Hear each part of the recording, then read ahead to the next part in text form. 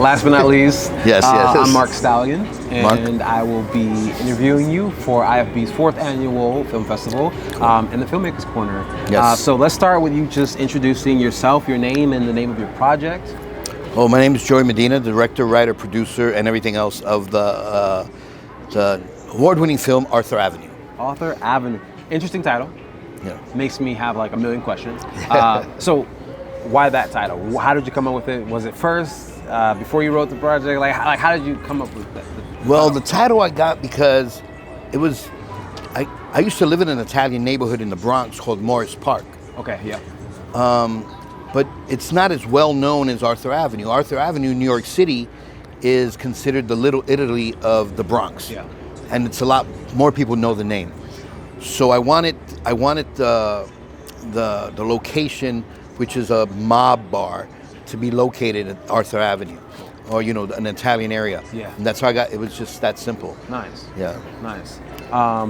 Obviously, you know a lot about the culture. You're from there, right? Yeah, I'm from the Bronx. So, what was the biggest personal connection to this project, like from your life and just your experience to creating the project? What was that personal connection? Well, my project deals with the LGBT community, right? Mm-hmm. And also homophobia and racism and typical things that I encountered growing up in the Bronx in New York. And had a friend who was in high school, a close friend who was gay, and I knew that he, was battling these things. Because back then it wasn't the way it is now. Yeah. And he was outly gay. He wasn't hiding it at all. Yeah. So my films always have some kind of message. And I'm a big believer in empathy and compassion, understanding, tolerance. I'm a big believer. And I like to put that in my films. So I want to do something with the LGBT community, and I'm like, okay, them being bullied is not good enough. I need something special. And I go, okay, they're being bullied by mob people. I took it to a different degree. Yeah. But then in my film, the boss is the one that actually shows the compassion, which people don't see coming. Yeah. And I think, how it is, when you're a follower, but then all of a sudden you see the person that you follow do something good, and you feel bad about yourself. Man, I should be doing something good now. And that's kind of why I made the story and how I made the story. Yeah, that's a very unique approach. It's very intuitive storytelling. Yeah. I think that's fire, man. That's pretty cool. Thank you. And then, a way to take, how do I take what everybody's always talking about and make it new? Yeah. Put it in a fresh terms. And so I think that's quite powerful. Thank you. For you in making this film, what was your biggest struggle? The biggest struggle, honestly, I thought the biggest struggle was going to be getting the location. The entire film takes place in a bar. Yeah. I said it with a Boston accent, bar.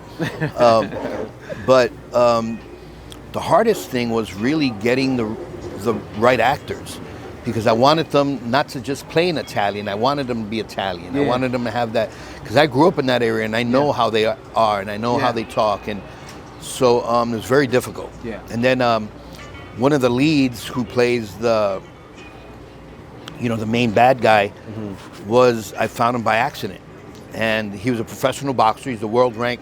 His name is Giovanni Cabrera. He's a 7th ranked lightweight in the world. And I just saw a picture that he looked like a douchebag in the picture. And I asked my friend, I'm like, who's that guy? And he told me, I'm like, I want to meet him, man. Because I go, the look is exactly what I want. So I was at a movie premiere that I produced, and I invited him.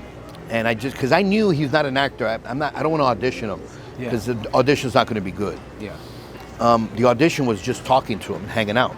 So he hung out with me that night.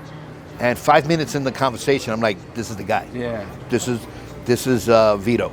And he killed it. He was so natural in it. Wow. Wow. I told him, I go, dude, you're the perfect douchebag.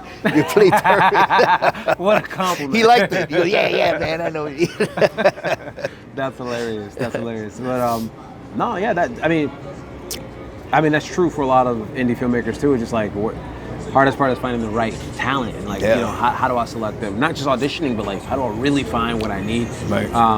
Because talent can obviously make or break. Yeah. You know what I mean? And it's funny. It's like I always try to find the best actor, but more importantly, I want to try to find the best person. Yeah.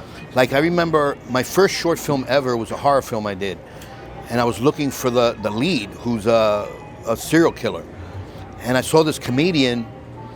And I'm like, he looks weird and nerdy, and I go, let me audition him. Yeah. So he came to my house. You know, I auditioned him at my house, and he was horrible. He never acted before. He was horrible.